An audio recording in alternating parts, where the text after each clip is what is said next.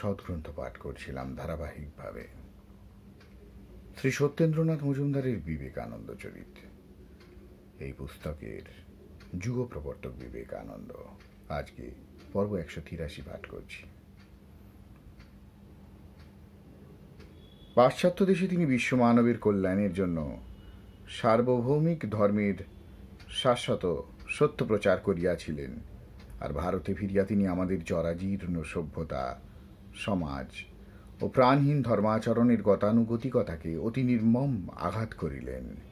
তাহার কলম্ব হইতে মাদ্রাজের বক্তৃতাগুলিতে নূতন তত্ত্ব, নূতন ভাব, নূতন কর্মপদ্ধতির পরিচয় পাইয়া দেশের অল্প সংখ্যক মনীষী ও হৃদয়বান ব্যক্তিরা বুঝিলেন, নবযুগের সূচনা করিবার মতো অনুপম প্রতিভা অসামান্য হৃদয় লইয়াই এই সন্ন্যাসী স্বদেশের কর্মক্ষেত্রে ফিরিয়া আসিয়াছেন।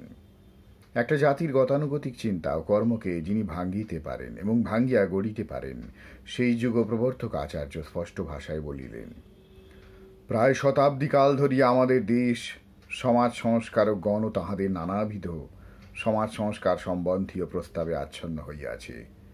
কিন্তু ইহাও স্পষ্ট দেখা যাইতেছে যে এই শতবর্ষব্যাপী সমাজ সংস্কার আন্দোলনের ফলে সমগ্র দেশের কোনো স্থায়ী হিত সাধন হয় নাই। গত শতাব্দীতে যে সকল সংস্কারের জন্য আন্দোলন হইয়াছে তাহার অধিকাংশই পোশাকি ধরনের। এই সংস্কার চেষ্টাগুলি কেবল প্রথম দুই বর্ণকে স্পর্শ করে, অন্য বর্ণকে নহে।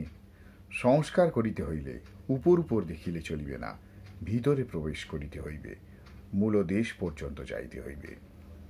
10 বৎসর যাবৎ ভারতের নানা স্থল বিচরণ করিয়া দেখিলাম, সমাজ সংস্কার সভায় দেশ পরিপূর্ণ, কিন্তু যাহাদের রুধির শোষণের দ্বারা ভদ্রলোক নামে প্রথিত ব্যক্তিরা ভদ্রলোক হইয়াছেন হইতেছেন, তাহাদের জন্য একটি সভাও দেখিলাম না।